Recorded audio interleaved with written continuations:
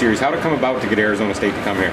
I actually called him the minute I saw the story come out.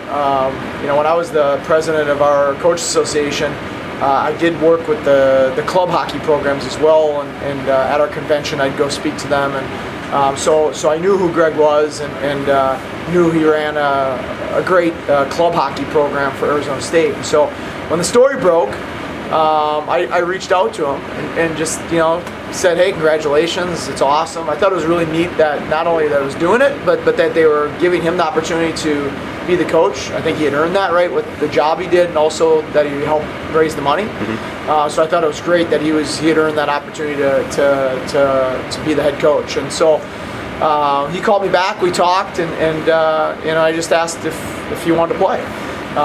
He said, yeah, we'll come for 2, but he couldn't promise that they'd be a full-fledged Division I member this year because they had to get so many games, and we were the first team to contact him. So we took a little bit of a leap of faith that he'd be able to get enough games, and if he didn't, it would have been still 2 games that just wouldn't have counted in the NCAA standings, and now it does. So that's how it came to fruition. When you look at that team and how they're playing for him, what do you see? Young programs are up-and-comers, and you've got to work and you've got to build. Is that what you see? Young and hungry.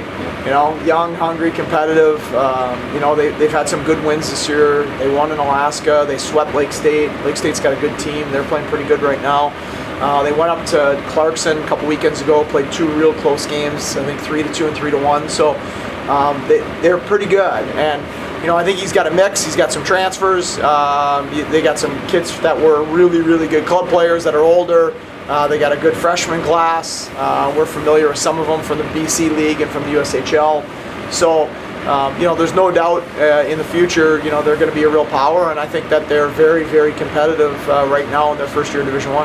You're still coaching guys that, they're young guys. So when you play a team like a Michigan or a Boston College, they know that program. They know the story. They know that they have to bring it every night. How do you make sure that, it's a first-year program, they don't overlook this team? Well, I think, we talked a little bit yesterday. Number one, a lot of times I let our leadership group and Chris Bradley handle some of that stuff, and so we met with our leadership group yesterday, talked about a few concerns that I had and that we had as a staff, a few things I didn't like last week. We didn't have a very good week of practice last week. Some of it out of our control, right? We were sick, and so we didn't practice Monday, Tuesday, and it just was a disjointed, average week of practice, and it led to a disjointed, poor performance on Friday night. So, let's learn our lesson from that. If you don't take care of business and take care of things you can control, which is your preparation, your focus, your level of energy that you're bringing towards practice leading to the weekend, then bad things happen on the weekend. So, and then we talked about that. All year long we've talked about wanting to leave a legacy, wanting to do things right, and wanting to have no regrets at the end of the year. So you don't want to look back at the end of the year and man, what if? What if we would have just prepared a little better for this particular weekend or that particular weekend, or what if we would have done this? And it doesn't mean you're going to win. You just want to prepare the right way and play the right way. If you do that and you play your tails off and you lose, that happens. That's sports. But we want to make sure we prepare the right way, prepare like this is the most important weekend of the season, because it's the next game's in front of us.